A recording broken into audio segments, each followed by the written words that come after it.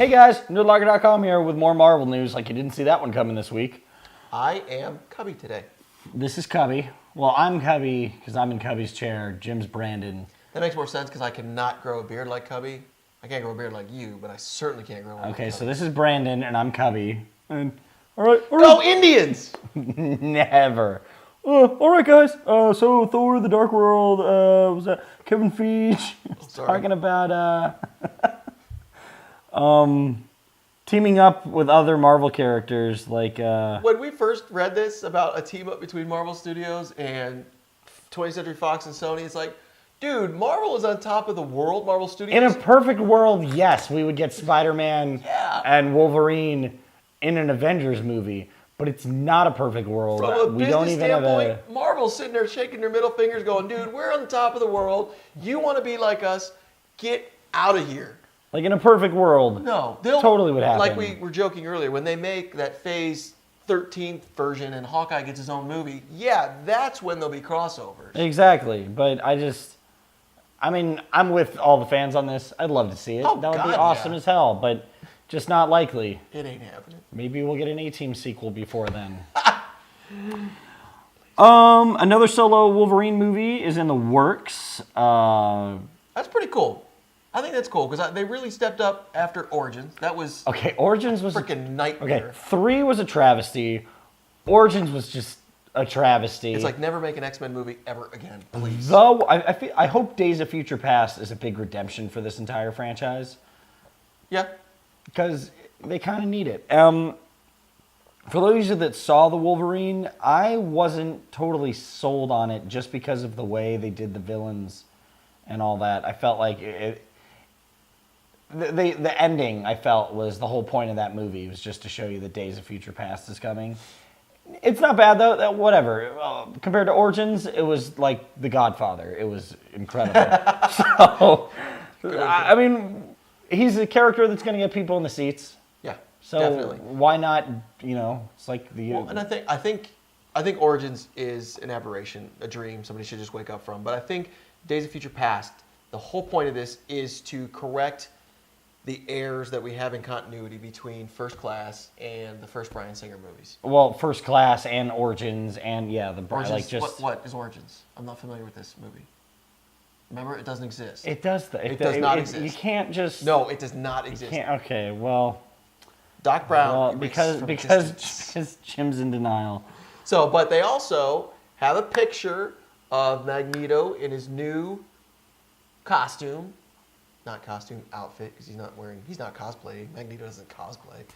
But he has this new... Magneto cosplay. He has his new outfit on, and I dig it. I like it. It's cool. It reminds me a lot of the Ultimates, but I kind of like all the costumes we've been seeing for Days of Future Past. They look... I hate hating on like any of the early superhero movies because I feel like nobody really knew what they were doing quite yet. But like first X-Men movies, they were cool. I get it, but I feel like as things have gone on, they've gotten a lot better. And these costumes are great. All the armor, everything. It looks like an X-Men future costume. Yeah. Like X-Men are all screwed up with friggin' time travel, anyways. They are. What else do we have?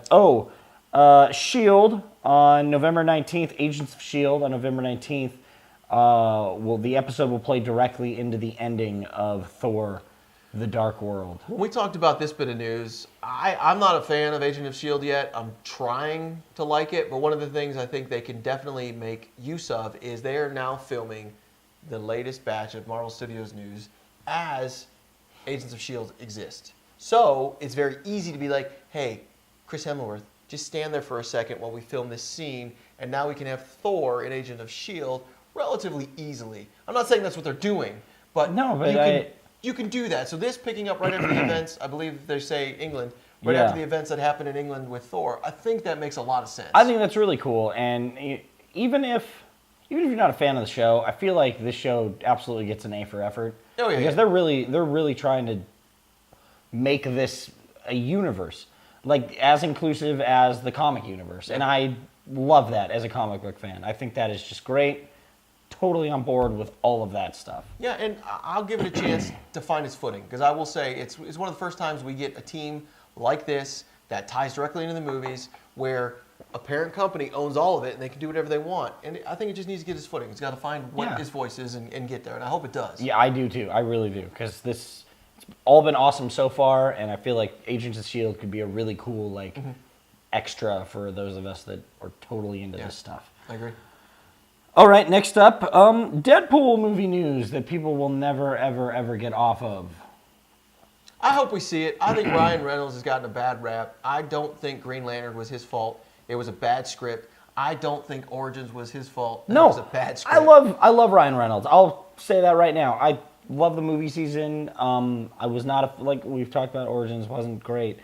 I love Green Lantern. I feel like that movie could have been so much worse. I tell people that all the time. That movie could have been so much worse. I liked it. I liked Green Lantern, and I would be okay with him getting his own movie, but I just feel like this massive push for Deadpool, because it's such a hard push, it's either going to get forced or it's going to be rushed, and no one's going to like it, and then you're going to have another bad suit. Deadpool, Hulk, and Thor, I feel like as their own characters, or no, Deadpool, Hulk, Thor. Deadpool, Hulk, and Punisher. I was wondering where you're never going to get like a good movie out of them because it's such a good character on paper. It's really hard to bring that out. I don't know if I'd say Hulk. I think after Avengers, Hulk. Well, yeah. Hulk. But I like the first one, but I know a lot of. I like the second one with Ed Norton, yeah, but I feel like a lot of people were like, "No, awful." Really? And I disagree with that because I thought it was great. Yeah, I thought they captured it really well. But you get with the Punisher movies. Everyone hated the Thomas Jane one because it wasn't violent enough. I'd say Ghost Rider. I'd throw that in there. It's a great thing on paper, but it's like you haven't captured it yet. And then the Ray Stevenson one, everyone hated it because it was too violent. Like you can't reach a happy medium with these characters. And Deadpool is a very violent character, and you're either gonna please people with that or you're gonna turn people away. I think if you almost go a kick-ass route where you make it comedic violent, I think you can get away with that. I think if you really stuck to that, it's got to be perfect. Yeah. But I'm hopeful. I'm hopeful for it. I mean, let's see what happens maybe with this Days of Future Past and all this kind of stuff. Maybe they really catch their groove and figure stuff out. So, yeah, I don't know. Let us know what you guys think in the comments below. Do it.